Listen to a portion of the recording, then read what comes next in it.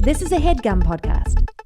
Are there like 3 books that you're like, you would recommend them to anyone or to me specifically that you're like, you must read these? Okay, what are your goals in reading? Fantastic question. There is a girl who works at the bookstore. Fight Club.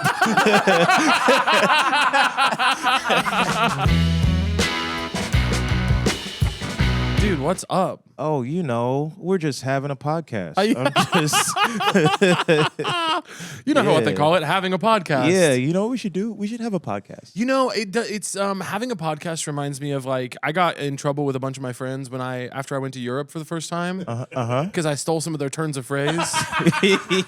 Everyone started making fun of me. I couldn't help it. I like the way they say some things. Oh, you stole the Europeans' turns of phrase. Oh, yeah. Oh, they talk bad though. But you know what? They say some fun stuff. Like they say like someone I picked up from them. Someone say like, "Oh, are you going to be in town on the 17th?" You say, "I'm meant to be." Okay. I do I'm like meant that. to be. I like that. That's very British though. Yeah. I thought you were saying like Europe. There you go. No, fake British Europe. Okay, I like the British. What's another thing? What's another thing I did that you got mad at me for? The biggest one by a mile is you don't say "come to my house," you say "come to mine." Come to mine. Oh, I like that. That's evil. Yeah, you think? That's a little evil. I cut you off. What were you saying? I think I like Black British phrases like my ute. Yeah. My ute. Am I allowed to use that? I don't know. Because I don't know. I'm not as well versed in like the gatekeeping of Black Britain. Yeah. So I don't know. I'm not gonna give it to you on their behalf. No, I'm not gonna try it either. You can't take that off me. Just so you know. Yeah. I'm not gonna try it at the moment. Okay. What is that? What does that mean? You're a ute. You're my ute. You're like my friend. Oh, like buddy, pal. Like buddy. Okay. Or like you lot. Yeah, you lot I can definitely do. You lot I'm allowed good. that one. I I like know that. you lot. You can't say it like that though. No. You lot. Well, it's just tricky because it's the accents get tricky because sometimes it's not just British. There's another element going on, and then it's like, well, what am I doing? Right. And I also don't know. Yeah, I cannot tell. No, you have to tell me. I'm begging you to tell me. I'm reaching into other people's confidence. I truly don't know. Being a white guy, yeah, it's hard. Yeah. Cool. Yeah, no, I'd love the example. Well, I mean, this, for example, like this was crazy. Can I say that? Can I not say that? Right. You mean this moment right now? Yeah. Yeah. Well, can I say the thing? Can I not say it? That's hard. Yeah. Well, you can. Yeah. I'm not gonna try it. Could you imagine I say it and we find out it's some horrible thing in Britain? I would love that so much. You would love to see me get canceled? Yeah. Do you really? See, here's the thing: is it's always fun to watch. Yeah. It doesn't matter who it is. Yeah. I think you're a very kind man. Yeah. You've been great to me. You're a kind guy. But like from a distance, I'd watch. Whose cancellation have you enjoyed the most? You know what? I didn't expect you to ask me for an example. Now I'm thinking about it. I got a kind heart, man. I don't like it. You I feel don't like a enjoy sweetie it. to me. Yeah. I don't like watching people get canceled. It's a very bad experience. I'm also notorious flip flopper. Yeah. That's my thing. Yeah. Taking big stances and then taking it back. Yep.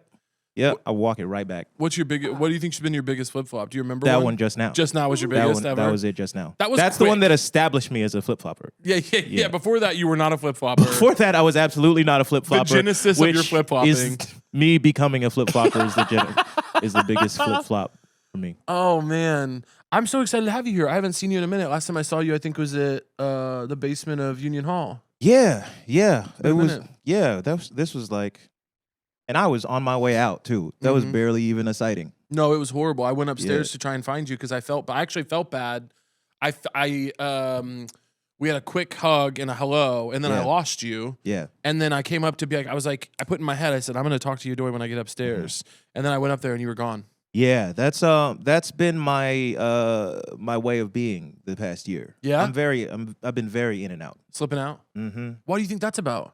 It's been quite a year of I just don't want to be outside. Yeah. I don't even know if there is more to it than that. Yeah. I just sometimes you have that you have those times in your life where you're like, I've had enough. Yeah. Not in like a like a No one be worried. you know what I mean? Not in that kind of way. No one be worried. Nobody stress out. Yeah. But sometimes you're just like, I've seen it. Yeah. Yeah, I've been at Union Hall before. I know what goes on over there. Yeah. And it's been very much that kind of year for me. I've been doing the same thing. The same 3 things all year. What are they? I've been going to work. I am a carpenter in the theater. Yeah. I've been doing stand-up and I've been playing soccer. Okay, I knew all these things about you, and I'll say a 4th thing that I think you're doing that you didn't mention. Yes. You're stretching. I'm You're stretching. I'm stretching. That in many ways is an auxiliary thing to playing soccer. Yeah. But yes, I am stretching. You're really stretching. I see you stretch online, and I go, I gotta stretch. You gotta stretch. Because you're doing really good at it. Thank you. And it's inspiring to me. Thank you. I have definitely added that to my personality. That's become a big part of me in the past year or so. It's a huge pillar of you to me now. Yeah. Is stretching. Yeah. When I think of I'm not even kidding you. I was at the gym the other day and I was kind of phoning in my stretching. I'm dead serious in my head. I was like, Yedoye would hate this. You know what? He would hate to see you like this. You know what? Here's the thing though. Yes. But also I think people this is gonna sound crazy after I've been established as the stretching guy. Yeah. But I think people are overemphasizing the stretch. Really? When they're doing the stretch at the wrong times. Because sometimes when you stretch, you're unlocking positions that you're not comfortable in. Yeah. You're unlocking positions that you don't have the strength. Yeah. And then you're going out and you're playing sports or you're going and lifting weights. You're putting yourself in a risky position. Yeah.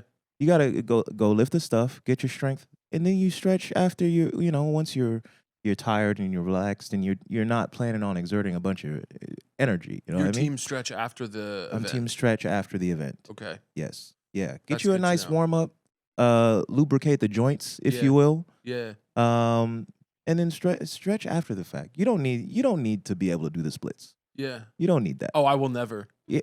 You could. I won't. You could. I could, but I think we both know I would look hilarious doing the splits. I'm not gonna look hilarious like that. Well, tell me I wouldn't look hilarious. Imagine me doing the splits right now and tell me you're not kind of giggling. I'm giggling a little bit, but I'll tell you whatever you want to hear. You know what I mean? Yeah. Would you really? Yeah. I guess I do like that. I love hearing what I want to hear. It is tough to seek out hearing what you don't want to hear. Yeah. Yeah. And sometimes, because the things you don't want to hear, you got to hear them. Yeah.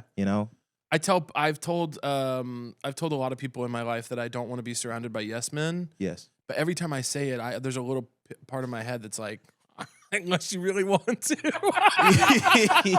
If you really want to say yes to me all the time, like yes. Man. Here's the thing. I think you either gotta be around all yes men or all no men. You know what I mean? I don't think you can ever, You don't think there could be harmony between the yes and no men? I don't think no. Because I think like if you're around like yes men all the time and you hear no, it feels like, oh, so I'm just Jeffrey Epstein, huh? Yeah. So I'm Jeffrey Epstein. Oh, I'm Jeff Epstein to y'all. I guess I'm just Jeffrey Epstein, huh? Oh, I'm evil incarnate. No, I guess I'm just Hitler. Hearing no for the first time feels like being Hitler. Yeah. If you're surrounded by yes men, yeah. Yeah, it does. It does. It does. And then if you're surrounded by no men forever and you hear your first yes, it changes you. Yeah. It changes you in a much less funny way. Yeah. I don't have a bit prepared for that. But it does. It's a different experience. You feel like you have a lot of yes men or no men in your life? I think I have almost exclusively no men in my life, and it's great. It's a great thing. Yeah, I think you're supposed to have people in your life that are like, you don't do that. Don't do that. You're not that guy. Yeah. You know what I mean? And it's not to say that like they're discouraging. It's just to remind. I feel like you need to be reminded of like who you are every now and then. Yeah. I lived alone for like 2 years, and like, I think you leave that experience feeling like I could be anybody. I have nobody's seen me for 2 years. I could be any guy. Yeah. You know, They don't know what's happened. Yeah. Yeah, they have no clue. They don't know what's going on in here. Yeah. You know, in my lair, my lair, they don't know what links I got. Yeah. They don't know what I'm clicking. Yeah. You know what I'm clicking. You know what I mean? They don't know what I'm clicking. Yeah. I feel like if you're living in the real world and you got your like reasonable people around you. Yeah. Then you got somebody to be like, hey, you were not on that yesterday. Yeah. Don't suddenly be on that today. You know? Yeah. Yeah, I guess maybe that would be nice. Anybody who's ever said no to me, I've fired them or cut them off. Yeah, and that's gonna change you in a crazy way. It already has. I've become a bad guy.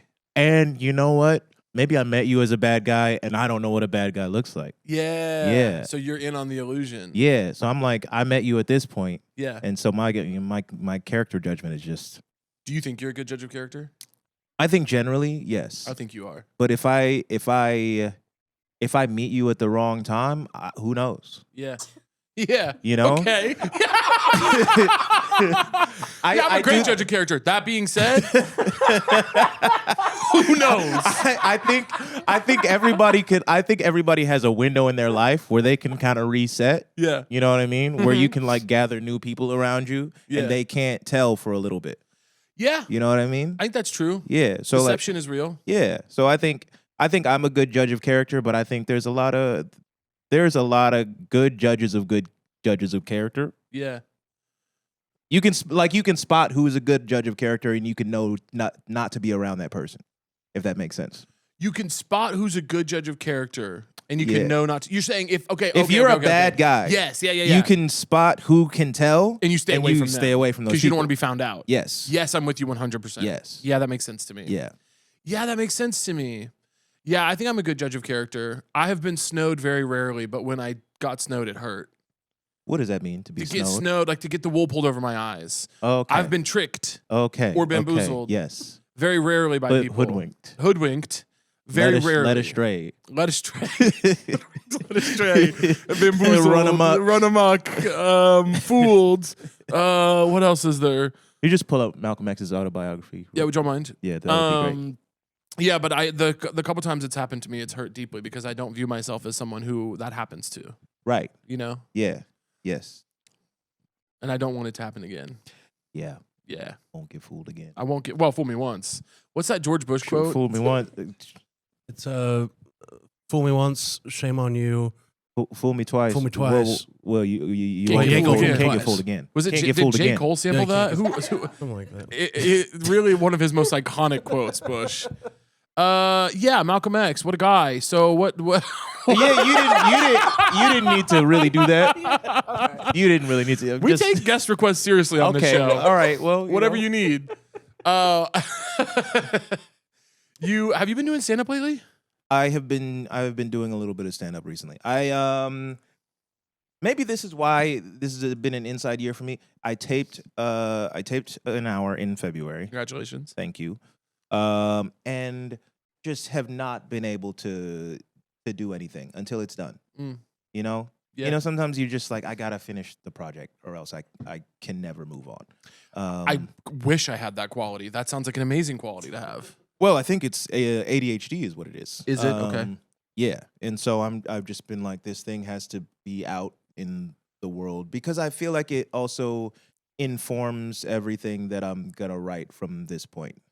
If that makes, you know? It does. It feels like the way I went into it was like, this is the special that is going to establish what my voice is or what I believe my voice to be. Mm-hmm. And after this point, don't ask me no fucking questions about what my jokes are about because I'm not doing your little. I'm not talking about how you can't say nothing no more because you can. Yeah. You can say something some more. And you can reference the work. You can, yeah. I have a piece that you can reference that this is how I feel about stuff. Yes. And it's the foundation of the things I'll do moving forward. Yes. Where are you at with it in the process? I have accepted that I'm not a good editor myself. I did most of the rough cut and I passed it off to a friend who actually knows what they're doing. So hopefully it'll be done by the end of the month. Nice. If not early next year. Do you know where it's gonna live yet? It's gonna live on YouTube. Hell yeah. Yeah. I love that. Yeah. So the plan is to put it out 2026? The very rough plan is just within the next month. Oh, put it out in the next month. Yeah. Oh, hell yeah. I mean, I Yeah. knew it would be done, but I didn't know if we were going to like put it out. Fuck yeah, let's go. Yeah. I can't sit on it anymore. That's exciting. Yeah. I'm excited for that. Yeah. Thank you. I can't wait. Everybody have to go watch. Everybody mark your calendars. Some point this thing will come out and you have to go watch it. Yeah. I don't know if I think maybe I said the name publicly somewhere. But I don't know where. But it's called Fatherless Behavior. That's Fatherless Behavior. Yeah. Cool. I can't wait to see it. I'm excited. Where'd you film it? Union Hall. Hell yeah. Mm-hmm. Union Hall is of this like interesting. I started out in Chicago doing comedy, and so like there was this big thing that you would hope for a couple of years when you were like starting out in Chicago, which is like, man, someday when I can like get venues in New York to book me. Yeah. Which is at first you're nowhere near that. But then you start to get a little bit of traction. You think like, man, if I got the right lineup, I could maybe get like half the room full at Union Hall. And it's this Union Hall is this place that's like so exciting to like go. And then you get here and I kind of wondered like, oh, now that I don't really play like venues that small as often anymore, is it something that'll like fall out for me mentally? And it actually is such like a touch point of the community. Yeah. Yeah, it is. I think it kind of always will be, if that makes sense. Like, I don't think anybody grows out of it. No. You know? David Cross still runs his hour there however frequently he runs a new hour. Yeah. You know, like, I don't think anybody ever gets too big to go back there. It's my favorite place to perform. Yeah. It's so fun. Yeah. I love running into buddies. I love seeing shows there. Yeah. I'd love to film something there someday. Like, I just think it's the best. Yeah. I mean, it's just like there are rare, like, perfect venues. And I'm not, the clientele upstairs pisses me off. I don't like the people that hang out there, if I'm being honest. Yeah. But like, just in terms of shape, Yeah. in terms of like room shape, Yeah. it's such a perfect room. Just like the perfect like low ceilings, and I feel like, every time I do a show there that's like my own show, just because I look at Park Slope, the neighborhood itself, and I feel like these are not my people. Yeah. But then I feel like when I put on my own show at Union Hall, like somehow my people show up. Yeah. It's just like, I don't know. It feels like a room that you can really like mold to whatever experience you want to have. Which I think you're is not incredible. subject to the neighborhood as much. Yeah. It feels like your people will come and fill that basement for you. Right. Yeah. Right. It's great. Did you? You're from Atlanta, Mm-hmm. and you went to school. You went to Emory, Yes. and you studied psychology. What is it? When you were in school in Atlanta, had you started comedy yet? Like, when did you? I don't think I know when you started. I started comedy when I was a junior in college. Okay. Or it was the summer before my junior year. So yeah, I was like 20. And I think I only started that late because I went to the other campus at Emory, which is in Covington, and so that there just wasn't a lot of places to do stand up. Yeah. I did the first time when I was 18 at Laughing Skull. Not true. I did it the first time when I was 12. Yeah. And then as an adult, Laughing Skull at 18, and then I didn't do it again for 2 years. So I was doing stand up the last 2 years I was in college, and moved to LA immediately after I graduated, which was, I won't say a bad decision because I gained a bunch of life experience from it. Did a lot of things that I wouldn't have done otherwise, but it's not a city that I ever want to live in again in my life. Yeah. So yeah. And then you came out here. Yeah. Yeah. That's interesting. What do you think okay, so why did you do stand up when you were 18 and then not do it for 2 years? Like, were you just busy with school, or what was the? It was partly that I was busy with school, and part of me thought that I just wanted to try it. Cause I was the guy that was always like in school, just everybody's like, "Oh, you're so funny. You should do stand up." Yeah. And so it felt like a thing that like I should do it just to say I did it, And I didn't really think I was gonna do it again. And then once I was like close enough to it, it felt like, oh, I've wanted to do this since I was a child. Might Like as I wrote well. book reports about about Eddie Murphy. Like, what are you talking about? Why would you ever think you didn't want to do this? Book reports on Eddie Murphy is iconic. Yeah, you know those like little like biographies this thin you would get at the school library. Yeah. Like I just checked one of those out and did a book report on that. Hell yeah. That rocks. Have you met him? I have never met Eddie Murphy. Damn. You know, I don't know why I said that like I expected to ever meet him, but I feel like you would have met Eddie Murphy by now. Yeah, he's around. He's not.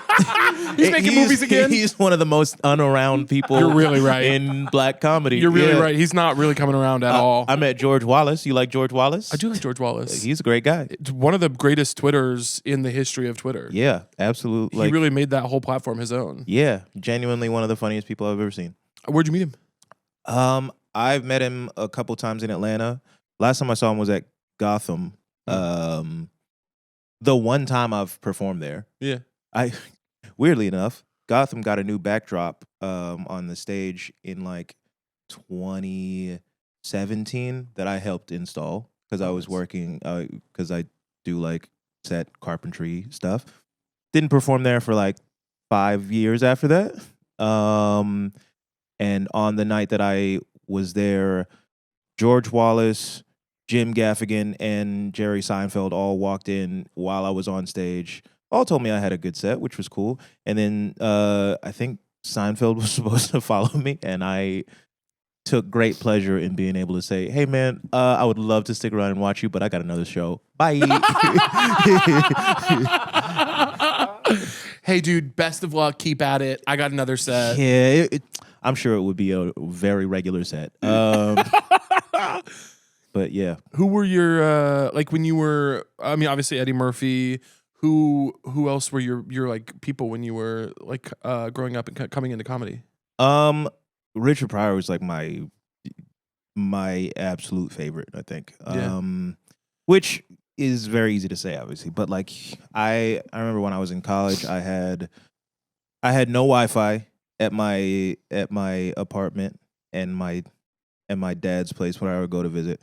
So I would just like whenever I would go to my mom's house, I would download whatever movies I could and then take it back to, or just like save them onto my PlayStation and watch them whenever and so the movies I had were The Prestige, and then I had Richard Pryor live on Sunset Strip.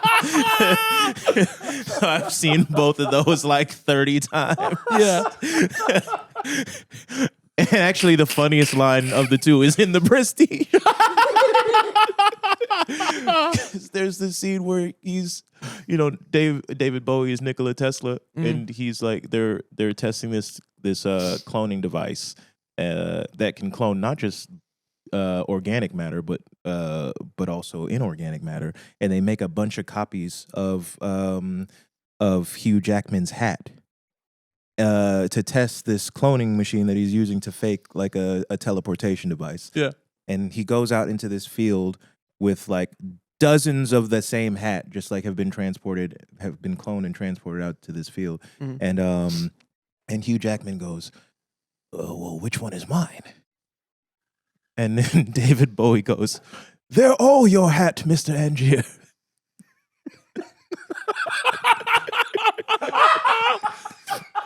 That's the big one.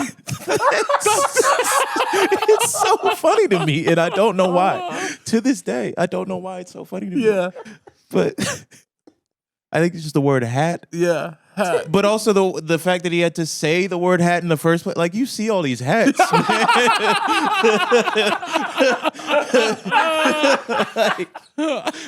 like, in case you thought you forgot we were talking about a hat, they're all your hat. That is very funny. I don't know, man. I've done stand-up for 13 years, and in all that time, it has taken me so much energy to resist the fact that I'm ultimately a pun guy. I love puns so much. I love stupid wordplay, and that I feel like falls into that category. Yeah. Cup, I think, is the funniest word of all time. Cup is a good one. Cup is a great It's word. the hard sounds. Yes. It's the C and the P of it all. Yeah. And yeah. Yep. I love Richard Pryor was a favorite of mine growing up as well. And I actually just for the first time read. Have you ever read the Hilton Alls essay on Richard Pryor that's in White Girls? No, I have not. It's really good. I just read it for the first time, and I had never read something so like I've seen a lot of Richard Pryor growing up. My dad showed me a lot of Richard Pryor, and I've always loved his work, but I hadn't ever read something so like thorough and kind of, I don't know about beautiful, but thorough and like careful about him. It was really, really well done. That whole book is great, but the essay on Richard Pryor, I think you might like. Okay. Yeah. It was great. Yeah, I would love that if you sent that to me. I'll send it to you. Yeah. I'll make it happen. I'll just give you the book. I'll bring it over to you. Oh, thank you.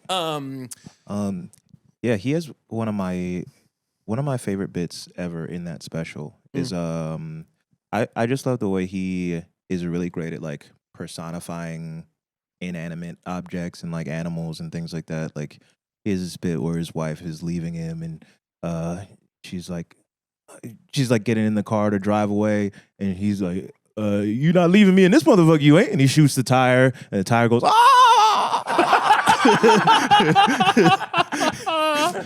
But he has this great bit about how his he had these two pet monkeys.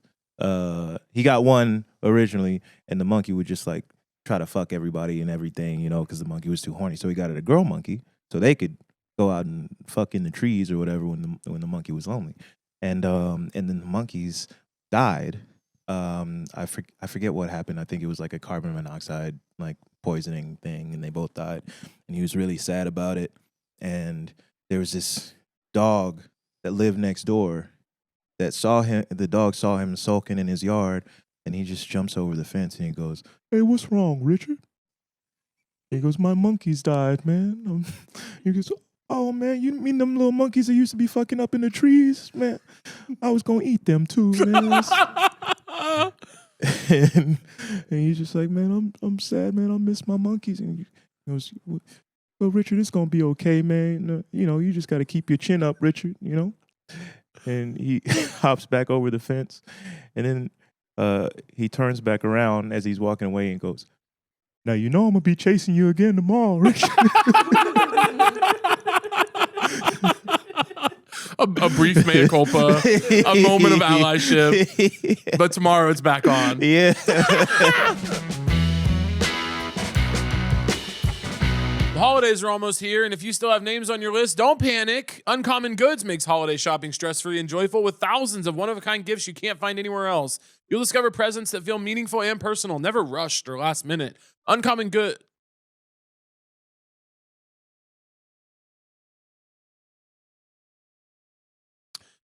So I want you guys to leave this in. The ad just went away. Chance, you wouldn't believe what Chance gets paid.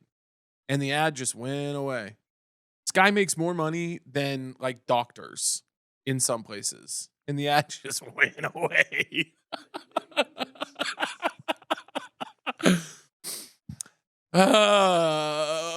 One-of-a-kind gifts you can't find anywhere else. You'll discover presents that feel meaningful and personal, never rushed or last minute. Uncommon Goods looks for products that are high quality, unique, and often handmade or made in the U.S. Many are crafted by independent artists and small businesses, so every gift feels special and thoughtfully chosen. They have all kinds of amazing and unique things on their website, one of which is their acoustic frog amplifying phone speaker. It's a little frog-shaped thing that makes your phone speaker louder. That's something I've never seen before. Pretty cool. Maybe I'll get it for a special friend of mine to spread some holiday cheer. Uncommon Goods has something for everyone, from moms and dads to kids and teens, from book lovers and sports fans to foodies, mixologists, and gardeners. You'll find unforgettable gifts that are anything but ordinary. And with every purchase you make at Uncommon Goods, they give back $1 to a nonprofit partner of your choice. They've donated more than $3.1 million to date. So don't wait. Cross those names off your list before the rush. To get 15% off your next gift, go to uncommongoods.com/so-true. That's uncommongoods.com/so-true for 15% off Uncommon Goods. We're all out of the ordinary. If you're like me and you love to mix in a little activewear into the clothing rotation, you know the struggle. The good stuff costs way too much. That's why I love Fabletics. I do love Fabletics. Both of these shirts are Fabletics. It feels just as premium as those expensive brands, but without making my wallet cry. I actually wear their stuff and it's great. My favorite pieces lately have been, I've been loving these pullovers that they sent me. I love their t-shirts, like just their simple workout tees. I love Fabletics. Right now, if you sign up as a new VIP, you get 80% off everything. With Fabletics, the fit and feel are just so dialed in. No waistband rolling down, joggers that actually keep their shape, jackets that are warm without the bulk. It solves the usual issues I've had with activewear while still being soft, breathable, and durable enough for workouts, travel, or everyday wear. And they have extended sizes. Fat people, hear me now. Fabletics has big sizes. It's one of those brands that once you try it, you get it. The value, the styles, the flexibility, that's the appeal of Fabletics and why I love the clothes that they have been sending me so much. Fabletics already has amazing deals, but right now they're running their biggest sale of the year on top of that. And I've got an exclusive offer just for you. God, I'm the nicest. 80% off everything when you sign up as a VIP. Head to fabletics.com/showtrue and sign up as a VIP to get 80% off everything. This is only available through my link. So go to fabletics.com/showtrue to sign up as a VIP and get 80% off. That's fabletics.com/showtrue. Thank you, Fabletics. This podcast is brought to you by Squarespace. Squarespace. We love Squarespace. We just love you. Thanks for advertising on the show for 1 billion years. Squarespace is the all-in-one website platform designed to help you stand out and succeed online. Whether you're just starting out or scaling your business, Squarespace gives you everything you need to claim your domain. Scaling your business. Sounds like what I do in my room alone on a weekend. I'll scale your business, all right. Okay. Gives you everything you need to claim your domain. Squarespace gives you everything you need to claim your domain, showcase your offerings with a professional website, grow your brand, and get paid all in one place. We all could use a good website in this day and age, I tell you what. And Squarespace has so many awesome features to get yours up and running. Squarespace gives you everything you need to offer services and get paid all in one place, from consultations to events and experiences. Showcase your offerings with a customizable website designed to attract clients, grow your business, get paid on time with professional on-brand invoices and online payments, plus streamline your workflow. Oh, with built-in appointment scheduling and email marketing tools. Wow! Get discovered fast with integrated Squarespace SEO tools. Every website is optimized to be indexed with meta descriptions and auto-generated sitemap and more, so you show up more often on search engines and bring in more of your ideal customers. Head to squarespace.com/SoTrue for a free trial, and when you're ready to launch, use offer code SoTrue to save 10% off your first purchase of a website or a domain. Him and Pryor and Carlin are both so interesting to me because they both came up doing like almost like Borscht Belt, like clean, like suit and tie type of rooms. Yeah. And then they both like basically had like they hit breaking points and were like, I can't fucking do this anymore. Yeah. And both then evolved into like their actual act. Yeah. And I'm so fascinated by both of them having that path. Yeah, I think it must have been just the era, you know. They both came up in the 60s. Pryor kind of wanted to be Bill Cosby in a way. Carlin just kind of coming up, like, got successful really early, you know. And I think about that a lot because in some ways I had a similar trajectory. Not that I was like that successful, but like I was on TV, I was in writers' rooms and stuff like that. And I do think about like the guy I could have been had I just like kept my head down and never thought about anything. And just like I get it. I get it. Especially being like that guy, like as Vietnam is starting and like just the world feels like it's getting shaken at its core. People are questioning like very fundamental things about like about America as an institution. You know, I think I would question more the people that like just kind of stuck to what they were doing, you know, and just like kept their head down and never said anything, you know.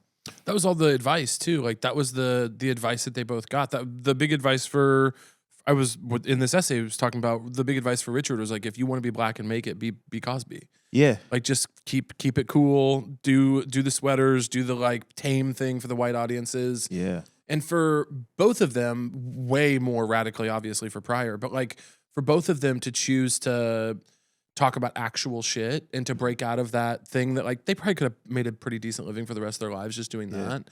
But they would have like, it would have meant nothing. It would have mattered not at all. Right. Their work would have died with them. Right. And now they're going to live on as legends forever because they actually decided to pay attention and give a shit. And I think that's so interesting and applicable to right now because I'm so bored and disappointed by so many people that are just kind of like cashing in and keeping it tame right now. Yeah. When I'm like, everything is so bad and you could be making such better jokes. Yeah. And you're just like putting it right down the middle so that you don't lose any brand deals or whatever. Yeah. And I'm fucking bored. Yeah. And you know what? I've struggled to like escape the feeling that it's in the nature of comedy as it is to do that. Just because comedy it didn't have to be this way, but it was born out of capitalism.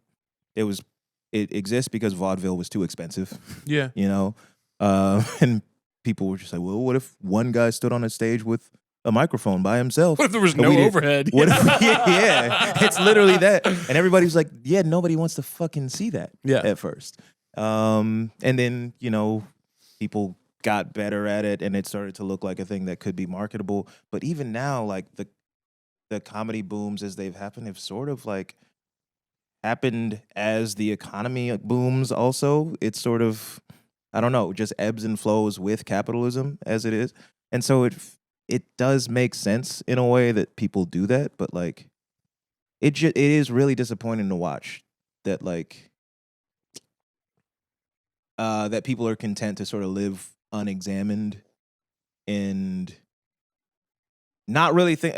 And I don't know. I think part of it is like, you know, I got a lot of perspective because like I did get a little bit fed up at one point, and I just started playing music again. I started playing bass, and I was going to jams a lot, pretty much all last year, and just gaining perspective about what like preparation looks like as an artist, realizing like so much of the preparation happens off stage. All the serious stuff happens off stage, and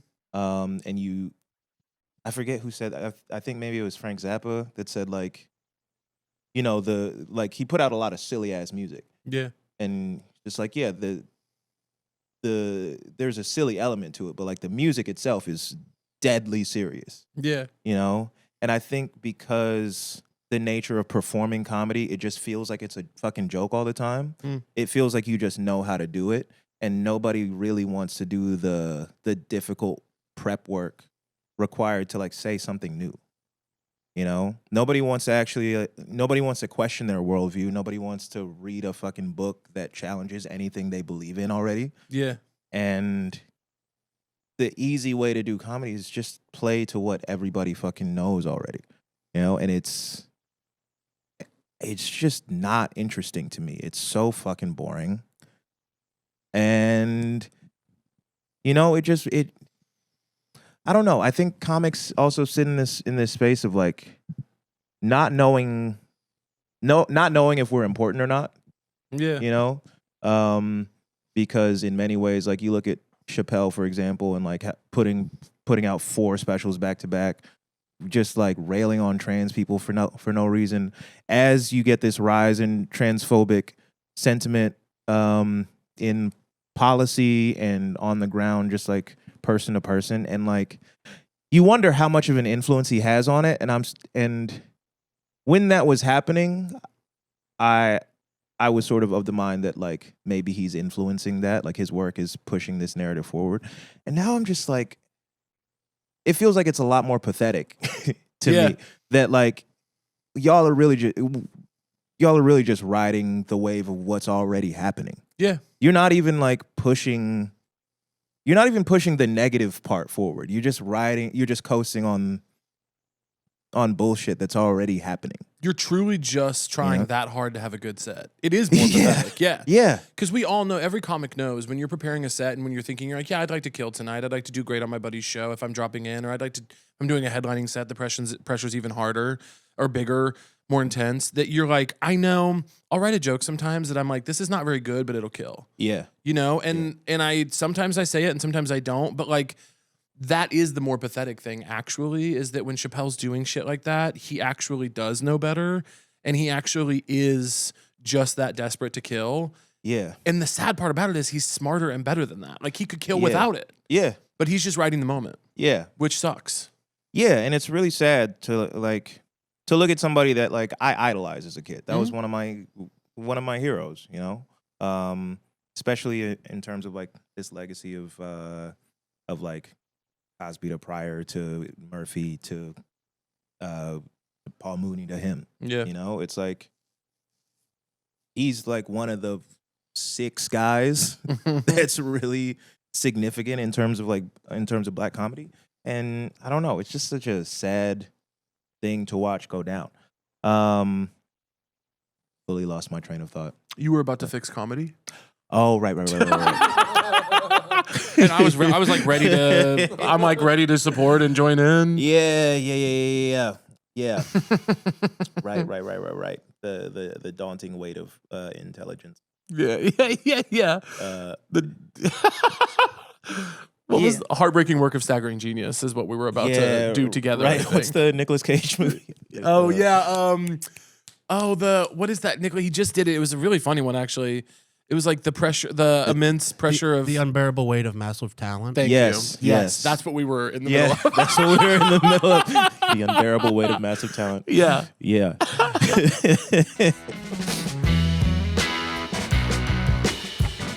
Folks, I say it all the time. Aura Frames is the answer to every holiday gifting moment. Who wouldn't want the gift of seeing their loved one smiling every single day? You haven't seen the way some of my loved ones smile.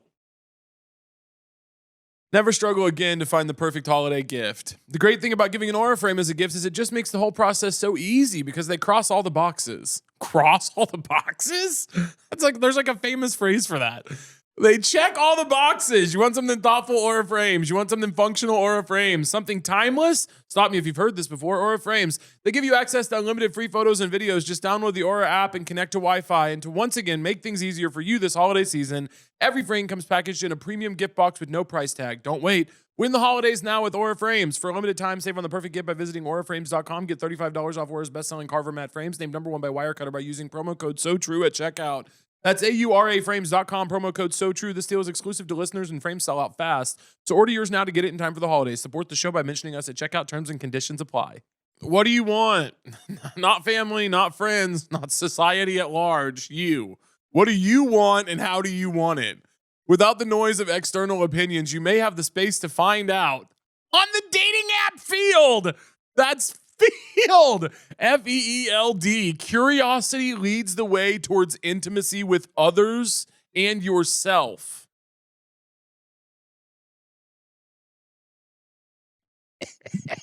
Desires, interests, the space to change again and again. Oh, I'm sure.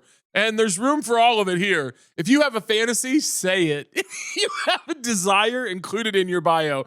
You just may get what you want. If Life on Field interests you, here's a closer look at exactly what happens there.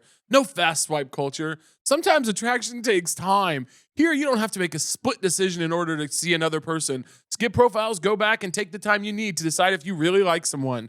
You can change. On Field, you were yesterday. On Field, who you were yesterday may not be who you are today. 62% of Field members evolve their sexuality, interests, and desires within their first year on the app. In a place where there's no pressure to be anything, who will you be? Oh, I've got a pretty good idea. Sorry. Know what you're looking for? Field just rolled out their Shared Desires feature that immediately shows you what you have in common with someone else. Download Field. That's F-E-E-L-D, Field, on the App Store or Google Play. This episode is sponsored by Philo. Philo is a streaming service that brings together all the best TV and endless entertainment with a single subscription. Philo offers an accessible way to stream live and on-demand TV and enjoy premium apps for just $33 a month when you sign up at philo.tv. That includes over 70 live channels, including fan favorites like AMC, A&E, MTV, BET, Discovery, and more. Plus, they offer a better way to bundle. Get access to AMC Plus, HBO Max Basic with ads, where you can even watch my special, Model Comedian. Clap it up.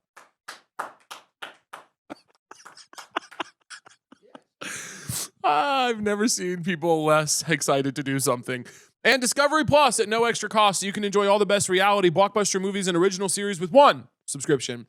And of course, they offer unlimited DVR space. Save tons of movies and shows for up to a year and skip the ads.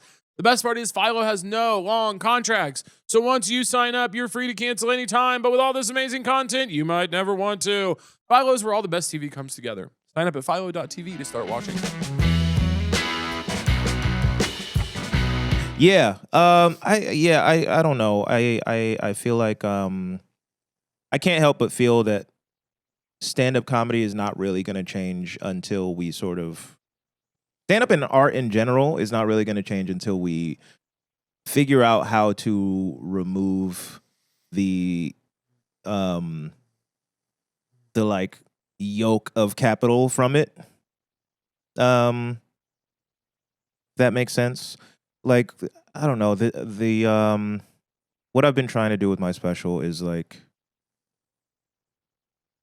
and what I would like to be able to do going forward is like not have it be a situation of like, here's this piece of art, you pay for this. I'd much rather put myself in a situation where like, hey, I gotta exist the whole time between these things.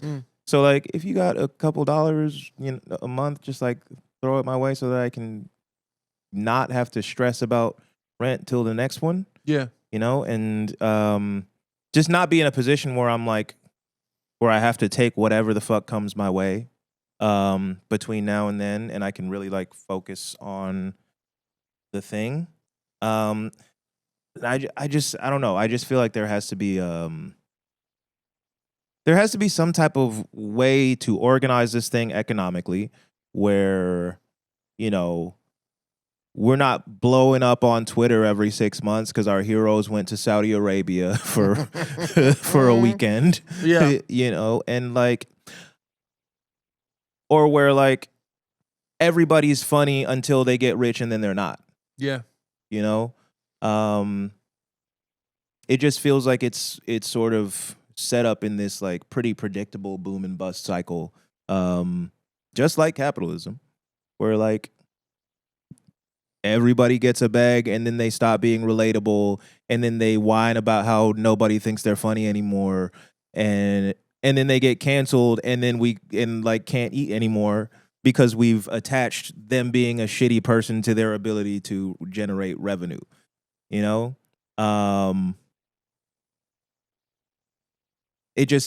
feels like such an obvious like an obviously flawed model that we refuse to do anything about. Yeah, there's interesting thing happening lately that's been causing me to think a lot about that. Is like there's been this like sometimes the lefty like political accounts will clip this show and put it out and be like, look, the podcasters are talking about this or whatever. Yeah. And I'm like, go nuts, whatever, if it helps the cause. But they re-clipped something recently about me talking about we turned down AI deals on this show. Yeah. And Rock On said it and left it in the episode for a reason. But then there's this interesting thing where people are like using it to attack anyone who's ever done an AI deal. And I'm like, I'm actually not so interested in that. I don't want to be... I don't know everyone's finances. I don't know everyone's situation. Yeah. I don't know. There's so many things I don't know. And when I say something like that on this show, that I'm like, we don't do deals with AI or we don't do deals with gambling or whatever the situation is, it's not because I think I'm existing ethically under capitalism. I'm certainly not. Yeah. None of us get to. I still take money from bad places. Yeah. And I'm still involved in the process. But I just wish that more people who had the opportunity to think about these things wouldn't just like, it's almost like you talk to people in this business and they're like, well, it's $500,000. I couldn't say no. And it's like, well, you could. I think you could have, because if you're making the kind of money I suspect that you're making, I think you easily could have. Yeah. Like, I think actually I couldn't say no. Yeah. A lot of people couldn't say no. You could have said no. You could say no. Yeah. Yeah, that's the thing. And then, I got like, there was a group of people online who were mad at me about that same thing, that they were like, that it's the privileged person take to tell people to turn that down. And I'm like, well, no, I'm not telling you, random Twitter user, to turn it down. I'm saying, why shouldn't I? If I know that my bills are paid without it, there's this thing that happens, I think, where when we're having these conversations about like the nexus of like being an artist and trying to be like a somewhat moral, like principled person who exists in the world doing that stuff, and also existing under capitalism the way that we all are, trying to figure out how that all melds together. I feel like this thing happens where it's like anything you say is supposed to be a prescription for everybody. Yeah. And I'm like, no, I just wish we would all ask a little bit more questions, is really the only takeaway I have. Yeah. Yeah. I mean, the fact is we all have to contend with capitalism in some way, you know? It's like I have the show Jaded Forum that I've been doing for a couple years that is like pretty explicitly, I don't like using the term leftist because people, you know, you say that and people think you Democrat. Like, like, you love the Democrats. I love, like, that's low key like my shit. Those are your family. Those are my guys. Yeah. Those are my guys. Fucking Barry and Joe and them. Chuck, Nancy. Yeah. Shout out, they're back there. Yeah. Yeah. That kente cloth on. But yeah, for lack of a better phrase, like it's pretty explicitly leftist show. But like, I don't know, like we all have our different jobs and different like different ways of like existing within capitalism. Like, you know, like sometimes a guy with a lot of money will show up and like, I don't know. The term class trader exists for a reason. Like, you gotta just, you know, if they're gonna give you money, no strings attached, and you can like get that in writing, take that money. You know, like, I don't know. It's just, it's like you have to, you know, you have to be ethical. But you also have to have the wherewithal to know like when it is and isn't gonna affect you. Yeah. You know. Yeah. Like, I don't know if you're not asking me to like go and like advertise some bullshit or like put this money towards, yeah, give me the money. No strings attached money. I'm interested. Yeah. If anybody out there has no strings attached money for me, give me a call. Well, me first. But, yeah. Give us both a call. Give us both a call. What what is so true to you? Oh, what is so true to you? I think in this era, a lot of people may look at everything that's going on in the world and say humans are looking pretty stupid right now. I think we are too smart for our own good. I think our intelligence is getting in the way of so much of what we could achieve just by feeling shit out. You know what I mean? Yeah. I think I don't know. I think we've existed for thousands of years, and sort of like the last few hundred years of it, we just decided, hey, all those like instincts and feelings that you have, those are bullshit. Ignore all that. Ignore all that. Just science. Yeah. Science. You know, I maybe a better way to say this is System of a Down lyrics have started to make a lot more sense to me in my adult life. I was a big fan in middle school, and I was just like when I was just that guy. And as I've gotten older, I realized they might have actually been onto something. They might have actually been saying except the drummer, he's a weirdo. But like, you know, as a collective. In those types of bands, there's always going to be one guy that you have to go, except for him and his crimes. Yeah. There's one guy that just doesn't understand the lyrics of his own of his own group. He was sort of just vibing. He didn't really check in on the meanings or the themes. He's like, I'm on percussion, man. I don't know what you want from me. I'm not writing this shit. I've got the beat. Does anyone need anything else from me, or are we good? Yeah.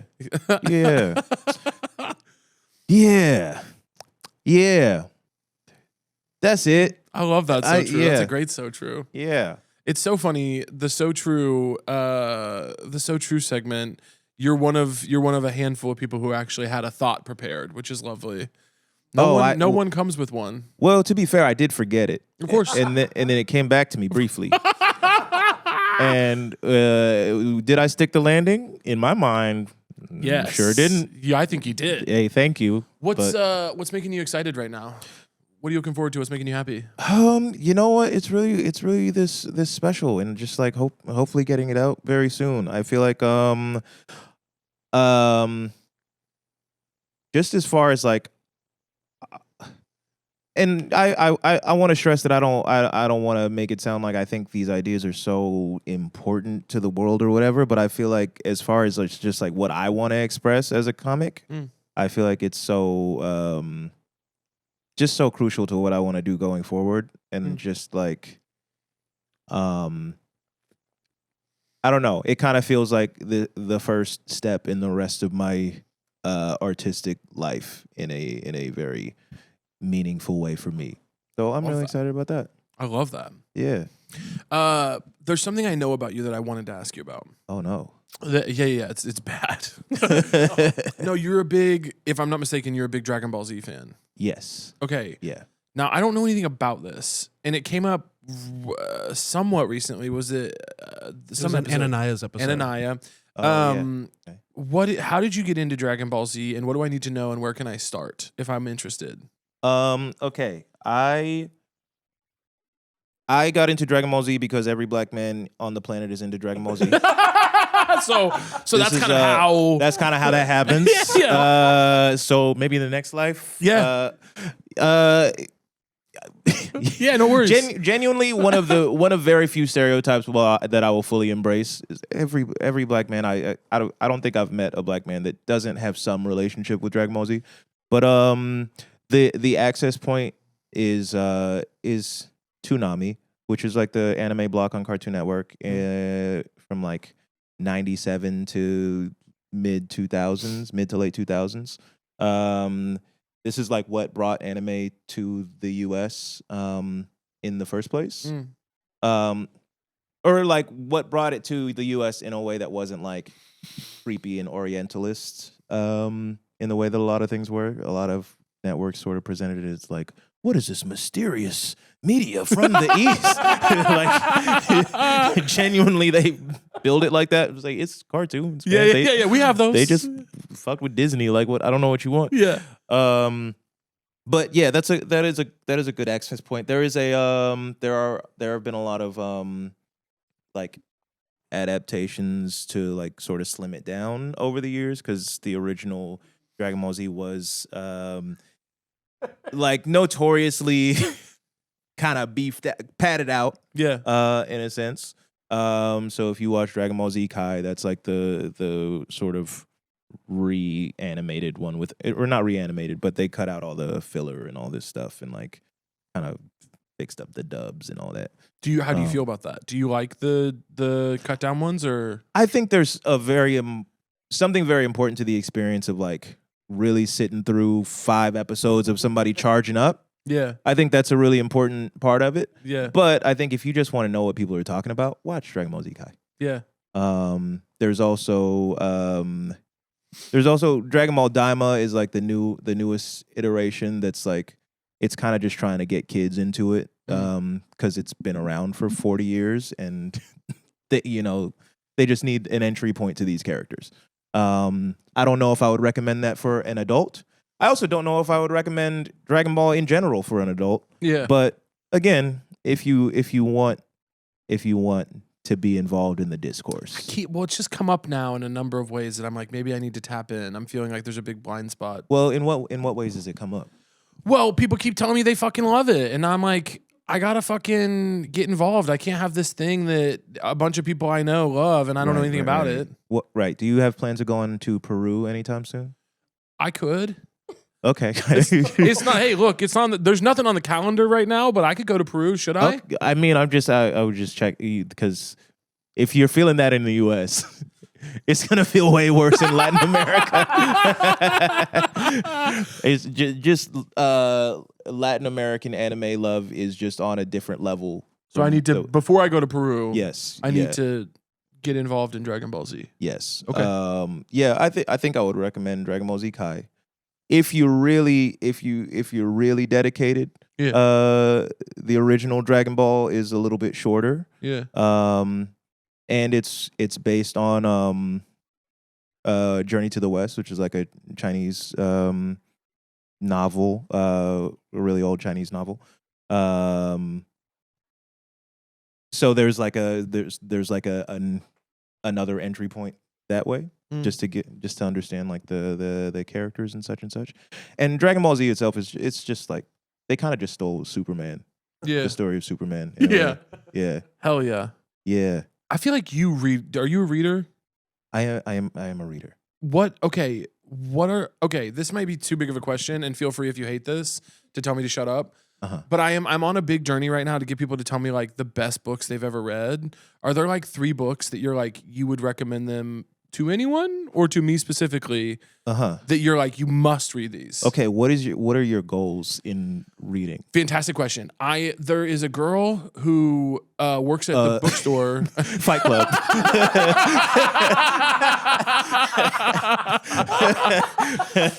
There's a girl who works at the bookstore that I go to a lot that's trying to get me more into fiction because I'm historically okay. very like nonfiction essays. That's Right. where I live and love. Yeah. I'm trying to get a little more into fiction. I do love nonfiction. If you've got some good nonfiction recs, I want them. But if you have a fiction that you think a nonfiction guy like me would love, I'm interested. Okay, I also have that problem of reading way too much nonfiction. Nice. And I'm also trying to I've been trying to just like start with classics in a sense, or just like stuff that just kind of has a hold on like some pretty broad group of people, I guess. Mm-hmm. So I started Lord of the Rings recently. Mm-hmm. I really like Ursula Le Guin. Okay. Who's a science fiction writer. The first book I read of hers was The Dispossessed, which is a really great book about a there's two planets that are sort of in each other's orbit. I don't remember if one is like a moon of the other or not, but as far as the story, it doesn't matter. Yeah. But one is sort of like a capitalist like planet like ours, and then the other one is like is basically anarchist. And there is a scientist from this anarchist planet who invents this thing called the Ansible, which is a device that basically like cuts the time for like interplanetary communication to like milliseconds. And she has this whole universe of books that are sort of dealing with the implications of that. I'm interested in that. Her name's come up a bunch in my journey. Yeah. By the way. She's great. She's sort of like if you have any like anarchist friends, or if you're familiar with the term social ecology, a lot of people that sit in those worlds bring her up a lot. Yeah. Because she's an artist of like what we're talking about, somebody who's just sort of like very principled and like just like really great and expressive and knowledgeable speculative fiction writer. Nice. And then as far as nonfiction, The Dawn of Everything. Yeah, I'm like 3/4 of the way through it right now. Yeah, that's a great book. Fuck, it's dense. Yeah. It's hefty. Yeah. I'm at school when I'm reading it. Yeah. It's one of those. And I like it. But well, since you've heard of it, it is also the spiritual successor to a arguably denser and definitely denser book called Ecology of Freedom. Ecology of Freedom. Yes. This one I have not heard of. This one is by Murray Bookchin, who's like an old New York anarchist who actually inspired the leader of a Kurdish militia in like the border of Iraq, Syria, and Iran to basically drop his whole ethnic nationalist program and develop a whole theory of like called democratic confederalism in the Middle East. And they just like changed up their whole, after being at war with the Turkish government for like 30 years, changed up their whole program. He said, you know what? New thing. Yeah. Yeah. Basically. Yeah, let's go. Basically. No, fuck it. New thing. New thing. Yeah. Yep. Okay, so Ursula, Dawn of Everything / Ecology of Freedom. Yes. Okay, is there anything else I have to tap in on? Because I'm open. There absolutely is. Yeah, But- you're like, no, there's no other books, man. those are the ones. Those are the ones. You got them. I guess I'm in the middle of reading a book by that guy who was inspired by Murray Bookchin, who was Abdullah Öcalan. His book is called Beyond State Power and Violence. Also really good book. It's just like it sort of details this juncture of like sort of the start of like written history, starting with like Epic of Gilgamesh and all this stuff, like these just mythological epics that talk about the histories in terms of like these heroic men. It basically frames those as like the beginning of a break from early like women-centered societies that were sort of centered around. That's some look at that good. timing. That's good. What a piece of shit. Women-centered societies, turn it off. What a piece of shit. Turn it off. Michelle, will you grab them for me and give us a second? Thank you. Yeah, it basically frames like the beginning, all these epics and like the beginning of monotheistic religion as a break from early like women-centered societies that were centered around like communal living and this is what I mean when I say like when I say we've gotten too smart for our own good and we're like destroying our own instincts with our intelligence. Yeah. He talks about sort of the replacing of like our communal instincts with like the need for like concrete science and things like that. And how it sort of basically locked us in like this eternal dialectical conflict with the state being like a cumulative, like power-based hierarchical society and this communal-based society that we broke from like 5,000 years ago. Yeah. Also, basically, what Dawn of Everything is about and what Ecology of Freedom is about. So what it was reminding me of, yeah. Yeah, but I have one more segment for you. Okay. And I am going to tap in on these books. Yes. Okay, true, false Please. segment. I'm going to read you 15 statements. You're going to tell me as quickly as you can if you think what I just said was true or false. Okay. If you get 10 or more correct, we're going to give you $50 US. This is a big, high money game. Oh, my God. You ready? Yes. Water boils at 117 degrees Fahrenheit. False. False, 212. There are no AMC movie theaters in Brooklyn. True. True. Sudan has most pyramids of any country. Most pyramids? Yeah. That's true. That is true. The John Thomas Carnes family log house is in Winston, Georgia. Say that one more time? The John Thomas Carnes family log house is in Winston, Georgia. I don't know shit about Winston aside from my mom lives there, so I'm going to say true. True. Ringo Starr is not the original drummer for the Beatles. True. True. Uranus is the sixth planet from the sun. False. False. It's the seventh. The cricket that lives on King Kai's planet is named Gregory. True. True. Walmart is older than Dwayne Reed. True. False. Damn. Damn, you were on a generational run, dude. Damn. One of Emory University's mascots is Dooley the Skeleton. True. True. Komodo dragon females can give birth without having mated with a male.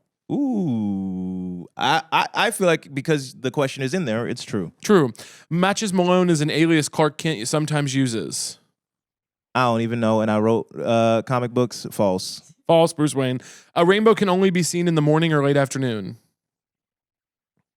False. True. Huh. Lego is still releasing new Bionicle figures. Ooh. Oh. That's a question for my friend Mamadou.